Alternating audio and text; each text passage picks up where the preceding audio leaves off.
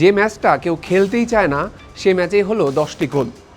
এবারের বিশ্বকাপটা এমনই, প্রতিটি ম্যাচেই থাকছে কিছু না কিছু চমক। গতকাল রাতে রুদ্ধশ্বাস এক ম্যাচে ফ্রান্সকে 6-4 গোলে হারিয়ে সান্ত্বনা পুরস্কার হিসেবে তৃতীয় স্থান নিশ্চিত করেছে ইংল্যান্ড। আপাতদৃষ্টিতে ফ্রান্স ইংল্যান্ড ম্যাচের গুরুত্ব কেবলই তৃতীয় হওয়ার লড়াই হলেও গোল্ডেন বুটের সমীকরণটা পুরোপুরি পাল্টে দিয়েছে এই ম্যাচ। কিভাবে, চলুন জেনে নেওয়া যাক। ফ্রান্স ইংল্যান্ড ম্যাচের আগ পর্যন্ত গোল্ডেন বুটের দৌড়ে 8টি গোল আর 4টি অ্যাসিস্ট নিয়ে শীর্ষেই ছিলেন লিওনেল মেসি।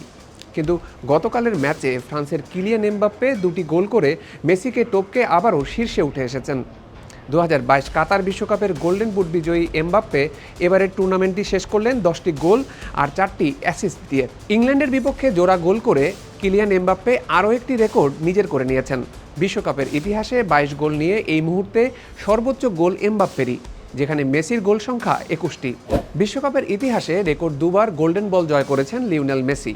কাতারে বিশ্বকাপ ট্রফিটাও স্পর্শ করেছেন তিনি, কিন্তু এখন পর্যন্ত একবারও গোল্ডেন বুটের দেখা পাননি। প্রশ্ন হচ্ছে, নিজের ষষ্ঠ এবং সম্ভবত শেষ বিশ্বকাপে মেসি কি পারবেন গোল্ডেন বুট জয় করতে? এক্ষেত্রে সমীকরণটা জটিল কিছু নয়। এমবাপ্পেকে ছাড়িয়ে যেতে হলে ফাইনালে স্পেনের বিপক্ষে অন্তত 3টি গোল করতে হবে মেসিকে। তবে 2টি গোল আর 1টি অ্যাসিস্ট দিয়েও গোল্ডেন বুটটা নিজের করে নিতে পারেন 39 বছর বয়সী এই আর্জেন্টাইন সুপারস্টার। গোল্ডেন বুটের বিজয়ী নির্ধারণে যদি গোল সংখ্যা সমান হয় তবে দেখা হবে কার অ্যাসিস্ট বেশি। গোল আর অ্যাসিস্ট দুটোই যদি সমান হয় সেক্ষেত্রে কে কম সময় মাঠে ছিলেন সেটা দেখা হবে। 10 গোল আর 4 অ্যাসিস্ট নিয়ে আপাতত এমবাপ্পেই শীর্ষে আছেন। অন্যদিকে 8টি গোল আর 4টি অ্যাসিস্ট নিয়ে দ্বিতীয় অবস্থানে মেসি। মিনিটের হিসাবে মেসি এখন পর্যন্ত 57 মিনিট কম খেলেছেন বটে, তবে ফাইনালে মেসি 90 মিনিট খেললে সেখানেও এমবাপ্পে এগিয়ে থাকবেন। ফলে গোল্ডেন বুট জয়ের জন্য ফাইনালে মেসিকে হ্যাটট্রিক করতে হবে অথবা অন্তত 2টি গোল আর 1টি অ্যাসিস্ট দিতে হবে। টুর্নামেন্টের সেরা খেলোয়াড় হিসেবে 2014 ও 2022 বিশ্বকাপে গোল্ডেন বল জয় করেছেন আর্জেন্টাইন অধিনায়ক। এবার আরও একটি গোল্ডেন বল জেতার সুযোগ তার সামনে।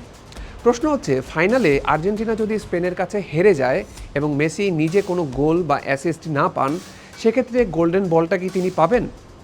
গোল্ডেন বল বিজয়ী নির্ধারণের ক্ষেত্রে কেবলমাত্র গোল আর অ্যাসিস্টের গাণিতিক হিসাব দেখা হয় না, এটি নির্ধারিত হয় ফিফার একটি বিশেষজ্ঞ প্যানেল এবং সাংবাদিকদের ভোটের মাধ্যমে।